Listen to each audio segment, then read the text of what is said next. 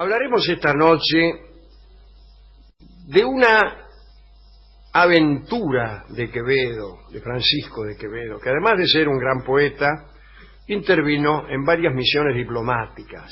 Era espía. Quevedo fue espía. Allá a comienzos del siglo XVII, Quevedo conoció en la corte de Madrid, conoció al duque de Osuna y se hicieron muy amigos. Poco más tarde, Quevedo acompañó a Nápoles al duque de Osuna, que había sido nombrado virrey de Nápoles en la época en que España ejercía dominio sobre Nápoles. Cuentan que Quevedo se convirtió en el primer ayudante del duque de Osuna, y Quevedo y el de Osuna, socios en asuntos políticos, también lo eran a la hora de repartirse algunos amores que conocían por allí. Ambos tenían tal fama de mujeriegos y de efectivos en sus conquistas que los napolitanos repetían por esos tiempos un versito no muy ocurrente que decía: entre Quevedo y el de Osuna no me han dejado ninguna. No me han lasciato nessuna. O sea, si estaban el de Osuna y Quevedo, no hay que insistir porque es inútil. Pero Quevedo quería un triunfo militar y político considerable para ganarse los halagos del rey Felipe III. Entonces comenzó a pensar, junto con el duque, en tomar el poder nada menos que en Venecia. Nada menos que en Venecia. Sin consultar, desde luego, al rey de España.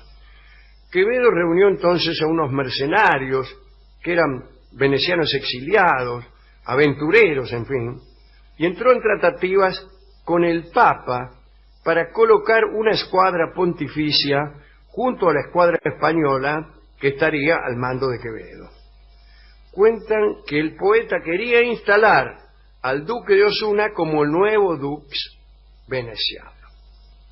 El plan trazado por Quevedo consistía en aprovechar una gran fiesta tradicional, la fiesta que se llamaba el Desposorio del Mar, ¿no?, en la cual todo el gobierno veneciano desfilaba por los canales.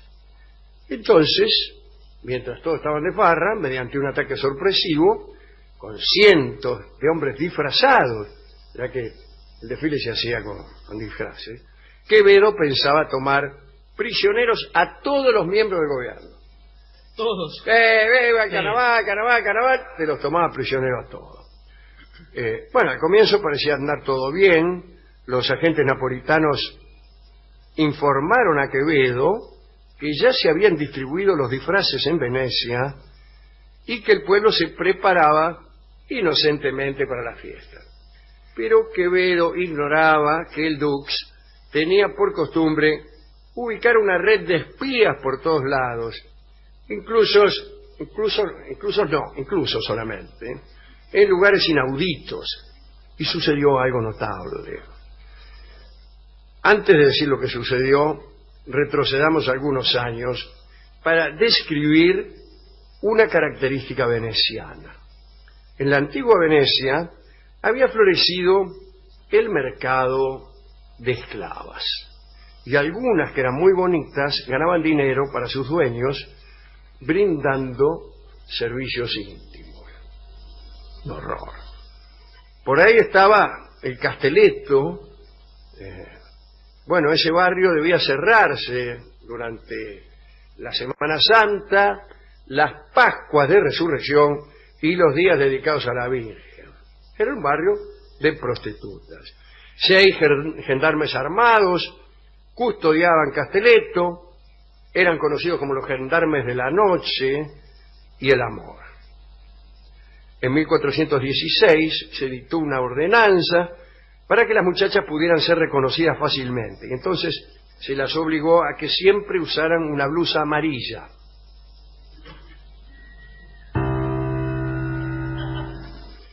Solo por ser minuciosos, citemos a 3 cortesanas famosas de Venecia: Cornelia Fritfu, Giulia Lombardo y Ángela del Moro, más conocida como la Zafeta. Qué lindo nombre, la Zafeta. Ahí viene, mirá. Y estas chicas llegaron a posiciones importantes, si me permiten decirlo así, junto a la corte ducal.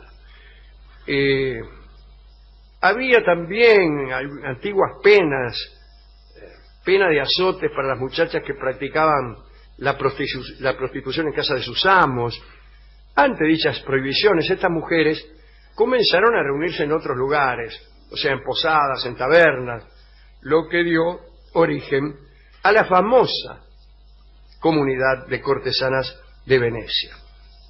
Poco después se consideró que lo mejor era confinar a esas mujeres en una zona restringida, como se ha hecho muchas veces a lo largo de la historia, como siempre a algunos se le ocurre.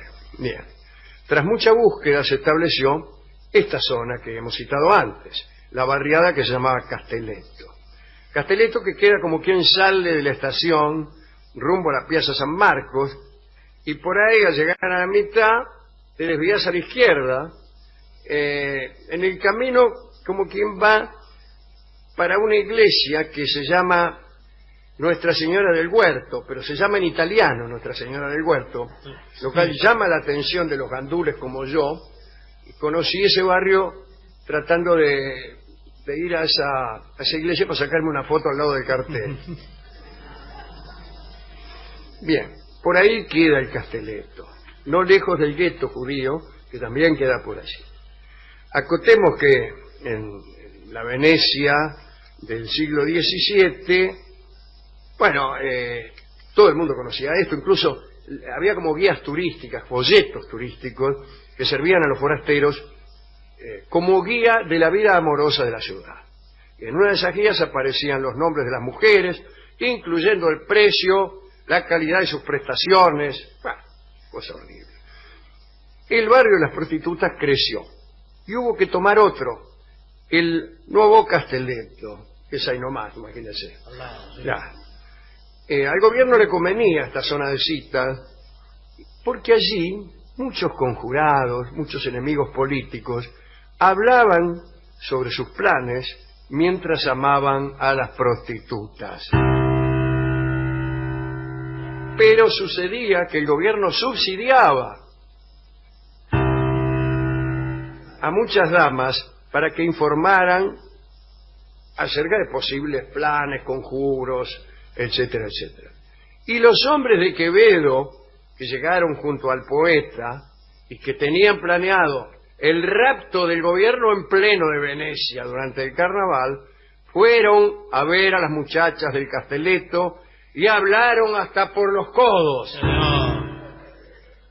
Y no una, sino 14 muchachas se presentaron ante los funcionarios del Dux para contar acerca de la visita de mercenarios disfrazados para tomar presos a los poderosos. O sea que ya sabían todo. Y sucedió lo siguiente. Los hombres de Quevedo no pudieron intervenir, los venecianos los estaban esperando. Francisco de Quevedo era uno de los viajeros disfrazados y pudo ver cómo iban cayendo todos sus compañeros y supo que habían sido delatados y que a él también lo habían delatado como uno de los jefes. El duque de Osuna no aparecía por ningún lado, se enteró Quevedo de que habían puesto precio a su cabeza y alcanzó a rajar. Los soldados de Venecia lo buscaban por todas partes, pero Quevedo se había ido al bailongo disfrazado de mendigo, que es un papel que se puede seguir sosteniendo. Si usted va disfrazado de Oso Carolina, enseguida lo van a encontrar. Pero si viene de mendigo, ¿qué hizo Quevedo? Sostuvo el papel. Siguió mangueando. Claro. Y, bueno, caminaba torpemente, dormía con un ojo abierto en un umbral, comía sobras, observaba la búsqueda desenfrenada de las tropas que lo estaban buscando a él. Se instaló entonces como mendigo durante 2 meses en el mismo lugar y pasó inadvertido. Después de ese tiempo, cuando las indagaciones fueron menos intensas, se puso a caminar y así llegó a una población cercana y pudo embarcarse hacia el sur. En 1618, aunque la expedición había sido fallida, recibió el hábito de Santiago como premio a su trabajo en Nápoles e incluso a ese trabajo fallido en Venecia. Quevedo siempre recordó a Venecia. En el Lince de Italia escribió: Venecia ni se ha de creer ni se ha de olvidar. Su disfraz de mendigo, según le contó al duque de Osuna, solo pudo funcionar en una ciudad que era proclive a los disfraces, facultada para disimular una desmesura en el vestido, porque la ciudad misma era un disfraz, tras el cual solo había un mar, decía él. Extraordinario. Linda historia esta de Quevedo, espía, y también linda la historia de cómo los descubren los espías por abrir la boca ante las prostitutas del Castelletto que tenían órdenes de oír todo. Esto nos deja una moraleja que podría ser esta. No es otro el propósito de haber traído aquí esta historia, sino dejar esta moraleja especialmente a los varones jóvenes de nuestra audiencia. Si alguna vez vamos a Venecia con la idea de apoderarnos de los funcionarios del gobierno italiano, en este caso para luego instalar allí una república propia, cuidémonos de no pasar por el Castelletto y mucho menos de hacer comentarios de nuestros propósitos ante las prostitutas de la barriada.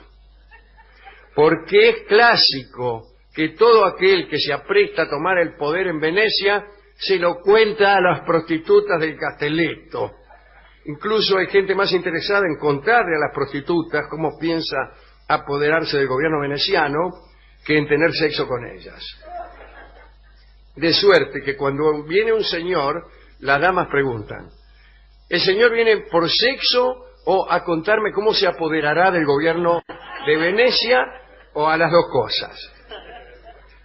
Algunos, mientras tienen sexo, les cuentan sus planes para apoderarse de Venecia porque parece que eso los estimula. Bueno, dedicamos esto a las damas que trabajan en el Castelletto de Venecia, aunque eso ya no sé si a uno le gusta la delación, sea quien fuere que viniera a cometerla, ¿no? Y a Quevedo, qué raro que no lo hayan descubierto, ¿no? Porque a Quevedo lo reconocían en todas partes. Todos reconocerán la famosa queja de Quevedo: hasta por las conspiraciones me conocen. Bueno, y a su pobre compañero también, el duque de Osuna. Leo las 6 últimas líneas del soneto Amor constante más allá de la muerte. Alma a quien todo un dios prisión ha sido, venas que humor a tanto fuego han dado, médulas que han gloriosamente ardido, su cuerpo dejará, no su cuidado, serán ceniza, mas tendrá sentido, polvo serán, mas polvo enamorado.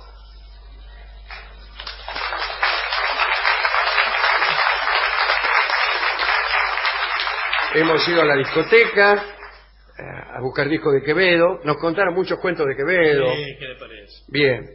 Y hemos encontrado el bello tango que se llama Por Dioseros, en conmemoración a esta prolongada impostura de don Francisco, que tuvo que estar disfrazado de mendigo durante 2 meses. Bien.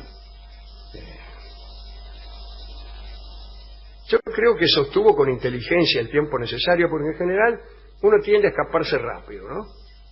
Al otro día se las toma. No, este estuvo 2 meses jeteando ahí, y entonces todos le creían, ¿no? Cuando uno quiere irse de un lugar, lo mejor es disfrazarse de mendigo durante 2 meses. Esta es la otra moraleja. El tango Por Dioseros es un tango de Guillermo Barbieri de enorme dificultad, ¿no? Comienza con unos arpegios iniciales absolutamente imposibles de cantar, y que Gardel canta sin despeinarse.